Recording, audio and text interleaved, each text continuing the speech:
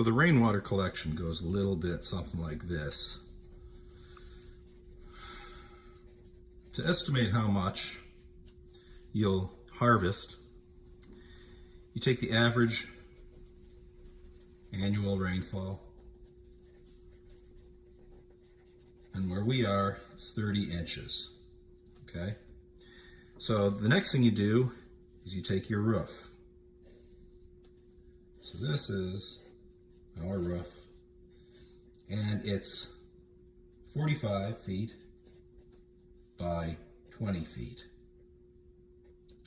So that gives you 900 square feet. The next thing you do is 1 square foot equals 0.6 of a gallon per inch of rain. So we have 900 square feet times 0.6, and that's our gallons, equals 540 gallons per inch of rain. So we have 540 gallons times 30 inches of rain, and that's going to give us, well, we're going to have to do this. Sorry, folks.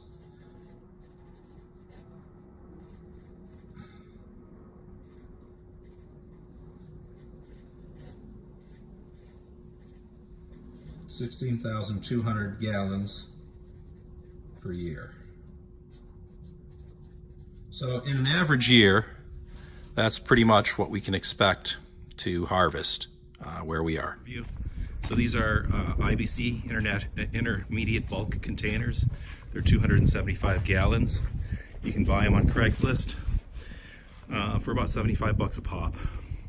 I believe the diameter of that pipe, well, there's no need to guess. It's 3-inch PVC. And up at the downspout, there's a mesh strainer, which keeps leaves and twigs out. Some sediment will pass through. The bottom vertical part there is called a first flush system, and there's a ball in there, and when that fills with water, the ball floats up to the T, blocks the T, and then diverts the rest of the water into the bulk container.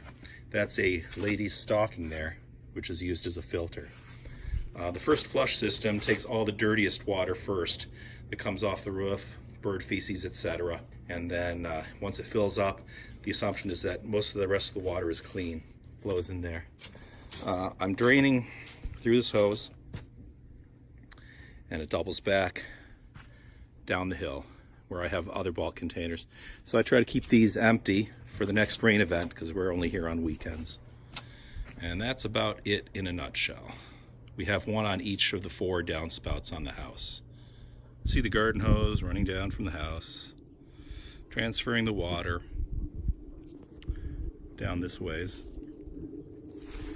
And I just hooked up, one of the containers up at the house just emptied, so I hooked up another one. And so I'm not going to get too deeply into the principles of siphoning, partly because I don't really understand it fully, although I don't think it's that difficult. But so now I've hooked up a new container, presumably the hose drain, and you can see now it's starting to spit out. So the hose is filling with water. In some low spots and dips, there might have been water that settled in the hose. It's caused an obstruction, so it's got to push through that. I found typically that this is fairly low maintenance. It'll purge the line of air and start flowing freely, usually by itself. Sometimes you do have to siphon to give it a little help. One of the things it definitely depends on is the pressure differential, basically, which is the difference in height between the top and the bottom. The difference here is sufficient enough that it's fairly low maintenance. Sometimes you have to suck on the hose.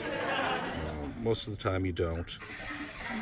Sometimes nothing comes out and you have to put your ear near the hose to listen for movement of air or water down the hose. And if you do that, don't stick the hose end right in your ear. Kind of do it off at an angle so you don't get an earful of water. Not that that's ever happened to me. Yeah, so it looks like we have good flow here. So we got a full container now that we're draining. However, this container here is partially full. So probably in about, I know it's really hard for you to tell how full it is. I believe that that is about 40% full. So probably in about an hour I'll come down here and redirect it to one of the empty containers. Starting to run out of containers. Might purchase some more. The other calculation you have to make when you determine the feasibility of a rainwater collection system is your water storage costs. So one way to go would be to take a standard water storage tank, and these are made out of man-made materials, polymers and whatnot. And the standard size for most of these, most people use a 2,000 gallon tank. And the cost of these is about $1,000. When you can get them for less, but once you throw in the transportation, this sort of thing, shipping, so your cost comes to about 50 cents per gallon. And as you know, we have opted to go with IBCs.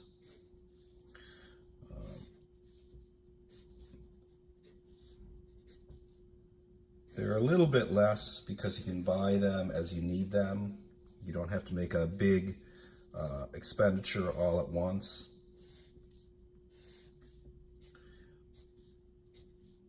And they're somewhat handy to use. They're a little bit smaller, less bulky.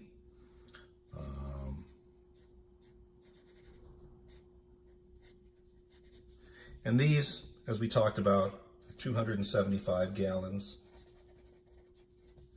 And around here, they're usually about $75 each. And so that comes out to a cost of, and I've done the math before, it's 3.66 gallons per dollar, or put differently, about 27 cents per gallon. So you can see that they're a little bit cheaper than the cylindrical water storage containers. More on the bulk containers. We did wrap them in plastic to retard algae growth.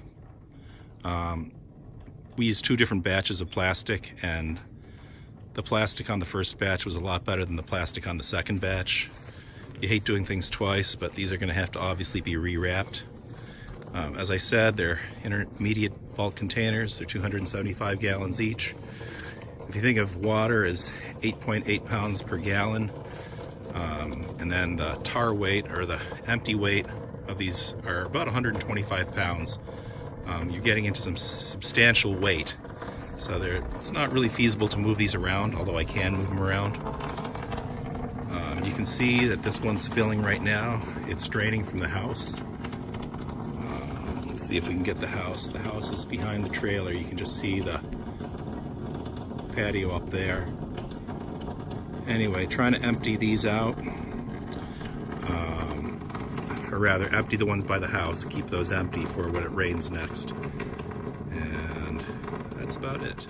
If you need it, or leave it if you dare. And it's just a box of rain, or a ribbon for your hair. Such a long, long time to be gone, and a short time to be there.